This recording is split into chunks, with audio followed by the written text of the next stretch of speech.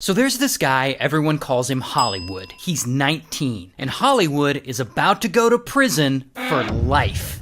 So Hollywood, he's kind of a big deal in his neighborhood. In fact, he's the local Zaza dealer. But one day, he needs to collect some money from someone in his crew. This guy, Ben. Ben owes Hollywood about $1,200. And Hollywood's like, oh, I'm getting that money. So Hollywood and his crew, they drive over to Ben's house. But Ben, he isn't home. Instead, they see Ben's younger half-brother, this kid, Nick.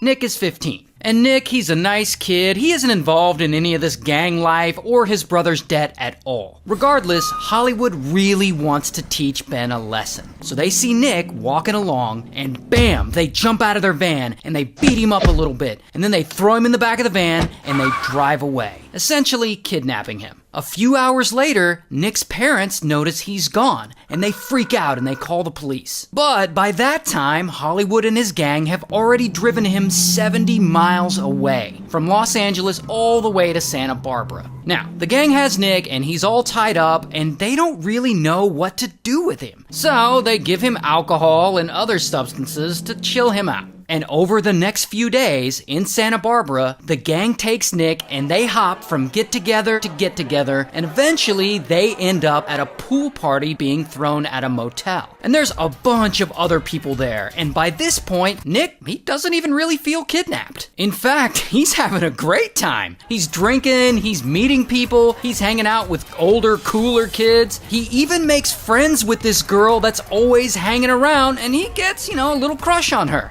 She is fine. So for Nick, this kidnapping thing turned into something kind of fun.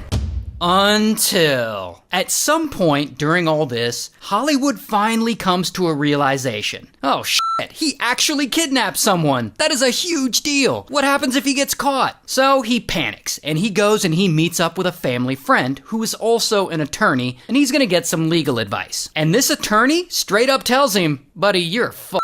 If you get caught, anyone involved in kidnapping Nick is probably gonna get life in prison. So Hollywood's just like, say less, I'm gonna take care of this. And so he hits up this other guy, Ryan Hoyt. And Ryan Hoyt, he also owes Hollywood some money. And Hollywood's like, look, if you unalive this Nick kid for me, that'll clear your debt. And Ryan Hoyt's like, aye. And then Hollywood hands him a duffel bag with an automatic pew-pew in it. Meanwhile, Nick is still back with the gang, partying, thinking, they're treating me well. They're probably gonna release me soon. But of course, that's not what they do. Instead, they take him up into the Santa Barbara mountains because they're gonna unalive him. So they get him up there and they bound him with duct tape so he can't resist. And there's a shallow grave there that some of the guys had dug for him. And as Nick stands there, scared out of his mind, suddenly, pow! Ryan Hoyt hits him over the back of the head with a shovel. And while Nick is down, Ryan pulls out his pew-pew, and with one pull of the trigger,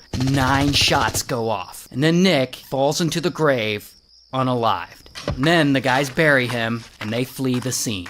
Here's the thing about this grave, though. It's shallow. Too shallow. And it doesn't really conceal the body very well. Plus, this spot in the mountains they chose is near a popular hiking trail. So within a few days, random pedestrians are just walking by, and they spot Nick's body, and they report it. A few days later, the story of Nick's body being found hits the Santa Barbara newspaper. And from there, the leads just start pouring in. Because a lot of people had seen Nick hanging out at those parties the gang took him to. Not to mention, the girl who he had befriended, who he was crushing on, she hears about this and she goes straight to the police and she tells them everything she knows. And then a few hours later, bam, police arrest Ryan Hoyt. Here's his mugshot. They also go and arrest some of the other guys. Here's a couple of their mugshots. However, unfortunately, by this time, Hollywood is nowhere to be found. He's already fled the country. First to Canada, then all the way to Brazil. So the FBI gets involved, and they look for him for years. 4 years, actually. And eventually, they find him living a completely new life in Brazil. And bam, they arrest him there. Here's his mugshot. And ultimately, Hollywood gets life in prison without parole. Ryan Hoyt gets the death penalty, although later his sentence is commuted to life in prison. And another guy also gets life in prison, and 2 other members of the gang, they get lighter sentences. They're actually both out now. So, shout out to Alpha Dog, I guess.